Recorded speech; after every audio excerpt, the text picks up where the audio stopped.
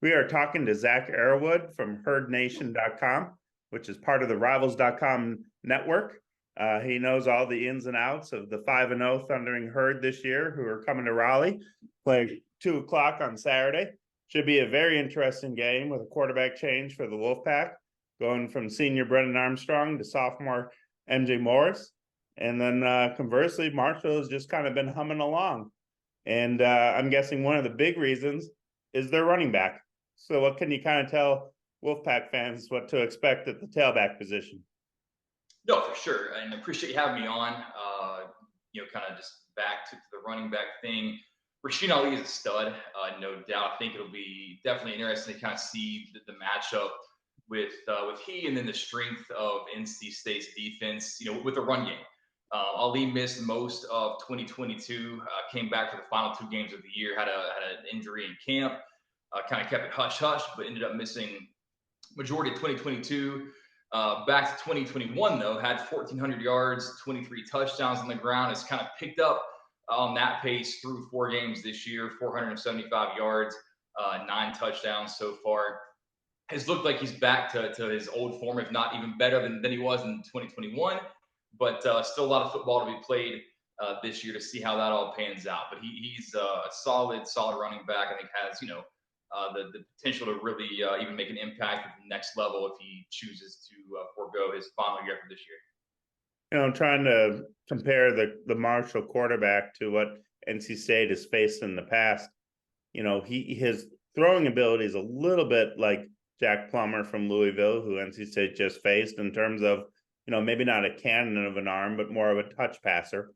But he obviously scrambles and extends plays way more than Plummer and most of the other quarterbacks NC State has faced this year. How much has he kind of hurt teams with his feet? Cam Fancher, he's really a game manager at this point. Still a sophomore, left-handed, so throwing motion's a little bit different than what you're used to seeing typically. But has really kind of come into his own this past weekend against Old Dominion. Had what a lot of Marshall fans are calling the best game of his career. Ended up going 29 of 35 for 278 yards and 2 touchdowns. So really has kind of taken on that game manager mentality. I think even showed a lot of toughness this past weekend in terms of making the runs on 3rd downs, trying to move the chains. Took some hits even. It has typically been one of those guys that once you get past the marker, he's going down with a slide, but was pretty aggressive in his running. And I think with Ali in the backfield, with Fancher being mobile, it helps to kind of create some of those mismatches and keeps defenses honest, because knowing that he's not going to necessarily beat you with the 60-yard bomb downfield, but can make the throws, especially the outs, and can move the pocket when pressure's applied. One of the things that's interesting, I don't know if Marshall has a number 1 receiver like that real strong ace, but I think he was able to really spread it around in the 2 games I watched this year. I guess, is there one receiver that maybe scares the defense a little bit more than another? It's definitely been receiver by committee. Caleb Coombs leads the team in receptions at this point at 15. But honestly, kind of the surprise target this year has been tight end transfer Cade Conley. He transferred in from Cincinnati. Yeah, that was a great pickup. Yes, he's a gamer. Always runs great routes. Always seems to be open. Caught his first touchdown of the season this past weekend against Old Dominion, but has really just been kind of that safety net for Fancher when things break down or we need something on second and short, 3rd and short. Conley's been the guy. What I like about the Conley situation is, all these schools, there's a perception that such and such school is good because they got this guy and they paid a lot of money to get him into portal. I'm guessing going from Central Michigan to Marshall, it wasn't about money. So in that case, and I saw his numbers at Central Michigan, I think he had like 11 catches, but clearly Marshall stole one. And there's a lot of big schools right now who probably are looking around like, man, could have had Conley and not have had to pay a cent to get him. So sure. That's what I appreciate about him. Yep, definitely a nice addition. And then, it's funny, I watched the offensive line and I'm like, oh, these guys are a little undersized and scrappy. But then I look at the depth chart and it's like 305, 310, and like every one of them is like over 305 at least in the projected first string this week. So my whole theory on undersize basically went out the window. But you can tell that they have pretty good chemistry, and I still will say they're scrappy. For sure. If they played together for a while now, last year went through some rough patches. I feel like I had a couple games where folks were questioning, okay, do we need to make some wholesale changes on the offensive line? This year, it really kind of banded together. Logan Osborne and Trent Holler, two kind of veteran offensive linemen who really anchored that unit, have moved some guys around from kind of game 1 to game 4, and I think really have found some consistency finally. Turning the page to the defense, what makes Marshall, I think they're 22nd in the country right now and allowing points per game, and sounds like they were top 25 last year. So what is it about the defense that as a whole that just kind of puts them on the map like they've been the last 2 years? So, kind of little backstory here. Our defensive coordinator last year was Lance Guidry. He ended up going to Tulane for a hot minute and then was hired away from Tulane to Miami of Florida, now on Mario Cristobal's staff. So Marshall, Coach Huff replaced him with Jason Seymour, who came over from Georgia Tech. And the defense really hasn't missed a beat. Had to replace some key guys in the back end. We lost 2 safeties last year. One, Andre Sam, ended up transferring to Tulane and on to LSU, who's actually getting quite a few reps for them this year. And then Isaiah Norman graduated. So a name I expect that you'll hear early and often on Saturday will be Owen Porter. He's a local guy, came back for his final year of eligibility, defensive end. Has just been a stud his entire career, has a high motor. He led the team in sacks with 9.5 last year, has 3.5 so far through 4 games this season. He's kind of he's the motor of the defense, kind of bread and butter. He's the guy that really kind of sets the tone on defense, especially up front. The guy that I appreciated watching in the 2 games against ECU and Old Dominion was Micah Abraham. And I'm old enough to remember his dad, Donnie Abraham, back in the day a little bit. But, it's clear he's a very good corner, and he might be approaching double digits for interceptions or just reached 10 interceptions or more, or around 9. So what makes a gifted corner?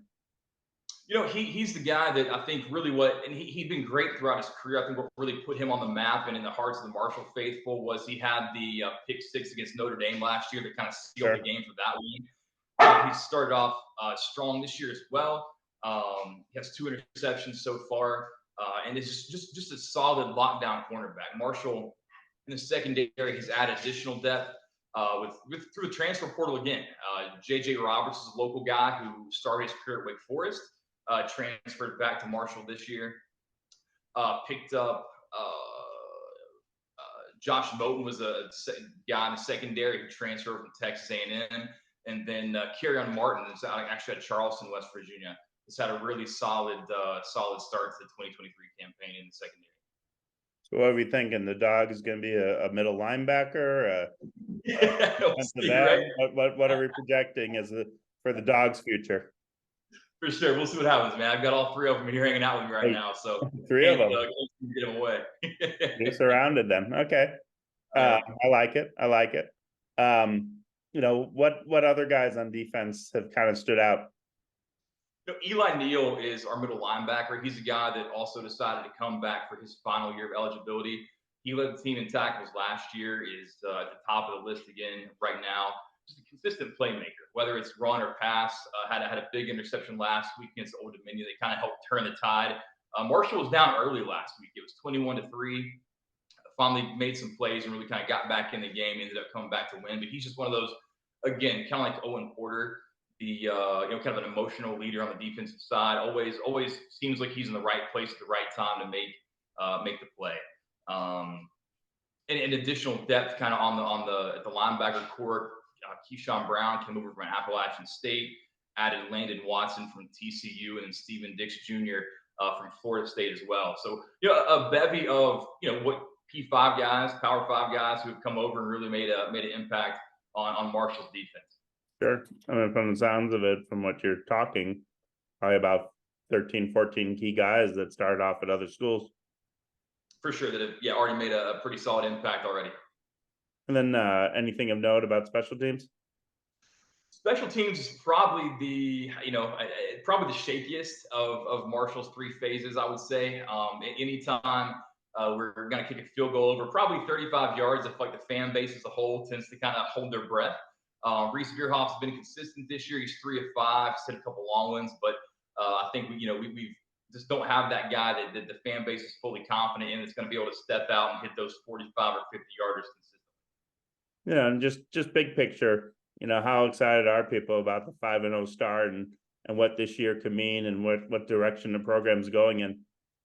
I think the biggest thing right now for Marshall fans is there's a belief that we can step on the field and win any game.